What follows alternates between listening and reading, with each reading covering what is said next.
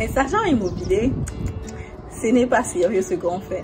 Les gars, ils mettent tout simplement l'annonce sur internet, ils trouvent un acheteur, ils accompagnent l'acheteur visiter la maison, l'acheteur est intéressé, il accompagne chez le notaire et puis bam, il encaisse une grande partie d'argent.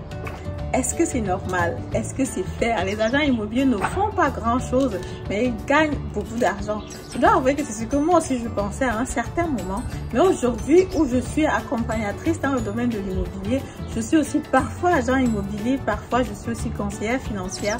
Quand je discute avec les agents immobiliers dans le jargon, maintenant que j'ai la possibilité de fréquenter un peu plus les agents immobiliers, de comprendre un peu plus le domaine, je me rends compte que peut-être que c'est pas vraiment ça. Peut-être que c'est pas très correct de dire que les agents immobiliers ne font pas grand chose pour le montant d'argent qu'ils ont. Dans la vidéo d'aujourd'hui, je vais parler comme ça des rôles, des fonctions, des caractéristiques des agents immobiliers. C'est vrai qu'il y a toujours les personnes qui font bien leur travail. Il y a des personnes qui font moins bien leur travail. Ça va toujours être comme ça. On n'y peut rien. Mais aujourd'hui, dans la vidéo d'aujourd'hui, je vais tout simplement voir avec toi le rôle d'agent immobilier.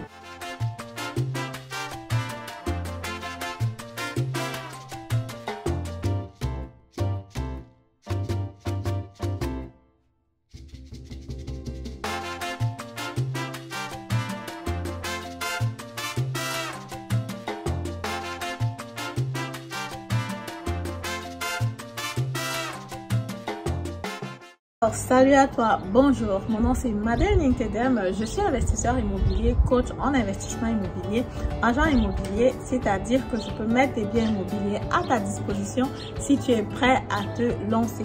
Je suis aussi créatrice de la formation Investir en immobilier comme un pro que tu peux prendre, les informations sont en barre de description. C'est mon beau-frère, il a acheté un bien immobilier il y a plusieurs années déjà, je pense que le montant qu'il a payé c'est 3,5% pour l'agent immobilier et la maison devait coûter un truc comme 200 000 €, ça fait il y a longtemps quand même. Donc ce qui fait qu'il a dû payer 7 000 € à l'agent immobilier. Et il me disait souvent, Madeleine, ces gens-là, ce sont tout simplement les personnes. Qu'est-ce que la personne a fait pour mériter autant d'argent? Tout ce que la personne a fait, j'ai vu l'annonce sur internet, j'ai regardé, je suis allée visiter le bien, ça m'a plu.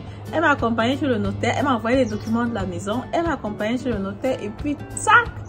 Elle m'a envoyé sa facture. Je devais payer comme ça 7 000 €. Mais je ne vois même pas ce qu'elle a fait comme travail. Et son travail est fini naturellement après chez le notaire. Parce que c'est effectivement comme ça que c'est écrit sur le contrat. Après la signature, le travail de l'agent immobilier est terminé. L'agent immobilier te fait tout simplement sa facture et tu dois payer en ce moment-là. Est-ce que toi, tu peux prendre un agent immobilier pour payer un montant pareil? Voilà, donc dans la vidéo d'aujourd'hui, je vais te parler comme ça des différents rôles de l'agent immobilier. Le premier rôle d'un agent immobilier, c'est d'ailleurs de trouver les biens immobiliers qu'il va revendre dans son réseau. Un bon agent immobilier ne prend pas n'importe quel bien, ne prend pas n'importe quel bien qu'il trouve au hasard pour dire qu'il veut vendre. Il se rassure d'abord de la qualité du bien immobilier. Il se rassure d'abord, est-ce que ce bien immobilier est soutenable? Est-ce que je peux le vendre en bonne conscience? C'est pas vraiment une question d'argent, c'est une question de dire, est-ce que le prix auquel je vends ce bien immobilier, est-ce qu'il est légitime? L'agent immobilier a la possibilité comme ça d'avoir la possibilité de qualifier encore de façon plus spéciale le bien immobilier, de savoir quel est le prix qui correspond.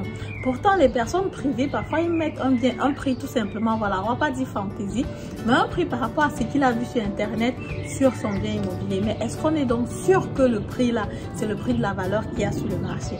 Pas forcément, on n'est pas sûr de ça.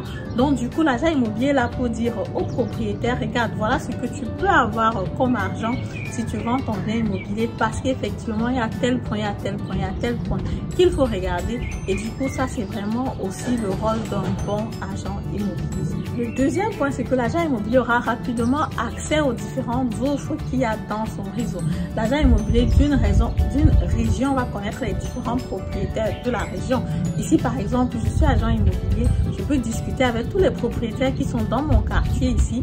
Chaque fois que peut-être, voilà, il y a un problème, les personnes divorcent, il y a des faits et tout le reste, tu sais qu'éventuellement le bien peut être vendu bientôt. Je peux comme ça me rapprocher de la personne. Et si je sais par exemple qu'il y a une personne qui cherche un bien immobilier pour acheter, je peux comme ça placer le bien immobilier aux personnes qui sont d'abord dans mon réseau avant de le mettre en ligne. C'est pour ça que je conseille toujours, quand vous faites les visites, d'avoir toujours un réseau d'agents immobiliers, d'avoir les contacts tes agents immobiliers. Parce qu'ils ont un bien immobilier qui est intéressant, ils peuvent directement penser à vous pour que vous puissiez vous lancer. L'agent immobilier aussi auprès du vendeur se rassure vraiment que tous les documents sont là. Parce qu'effectivement, ça peut arriver que le vendeur veut vendre son bien immobilier et il n'a pas tous les documents ne sont pas présents. Après, il discute aussi avec le vendeur déjà en amont pour se rassurer que, ok, est-ce que le vendeur veut vraiment vendre son bien? Parce que j'avais déjà parlé d'une histoire comme ça où je suis allée visiter un bien, j'ai vu le bien, tout était ok. J'avais déjà lancé la procédure du financement à la banque. Après, la dame m'a dit carrément qu'elle ne veut plus vendre le bien immobilier. Ça pouvait être une raison ou une autre. Mais un agent immobilier sérieux, avant de mettre une annonce en ligne, il se rassure que le vendeur est déjà vraiment prêt à vendre le bien immobilier pour pas qu'il amène le client jusqu'à la fin et le deal platen, comme on dit en allemand, ou alors le deal n'a plus lieu. Donc du coup, ce serait aussi que l'agent immobilier a mal fait son travail en amont. Et aussi toutes les informations, tous les points négatifs de l'appartement, du bien immobilier doivent être listés par l'agent immobilier. L'agent immobilier doit savoir, ok, qu'est-ce qu'il y a encore à faire comme travaux ici? Qu'est-ce qu'il y a de mauvais dans cet appartement que l'acheteur doit savoir?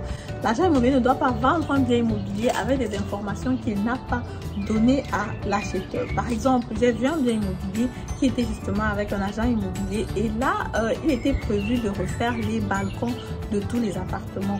Donc du coup, chaque personne, si une personne achète le bien immobilier, il faut que la personne prévoie 6 000 € parce que dans la caisse des propriétaires, il n'y avait pas suffisamment d'argent pour faire tous les balcons.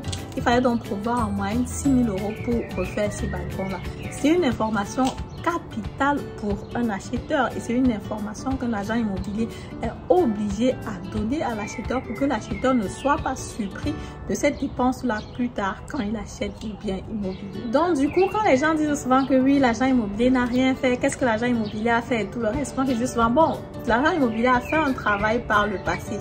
L'agent immobilier s'est pris la peine de qualifier le bien immobilier, de se rassurer que le bien immobilier est bien, il est vendable. Un bon agent immobilier, comme je dis tout à l'heure, ne vend pas tous les biens immobiliers qui lui sont proposés. Il y a certains biens immobiliers où il dit que non, stop, je ne veux pas le vendre parce que je pense que c'est une ruine ou alors je pense que je ne peux pas le vendre à ce prix parce que ce serait tout simplement tromper éventuellement les gens.